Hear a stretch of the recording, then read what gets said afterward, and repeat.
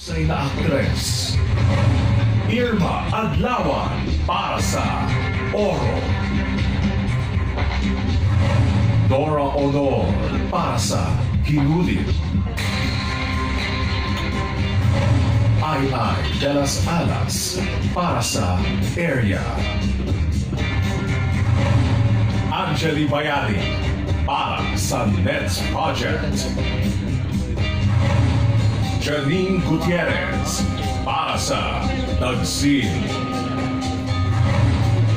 Jacqueline Jose para sa Marosa, Hasmin Kilip para sa Pamilya Ordinaryo, Elizabeth Oropesa para sa Mrs. Cherry Pie Picache para sa Pauwi Na, Charo Santos para sa Ang Babaeng Humayo, Leila Ulaw para sa Women of the Weeping River. Ang mga nominado para sa pinakamahusay na aktres.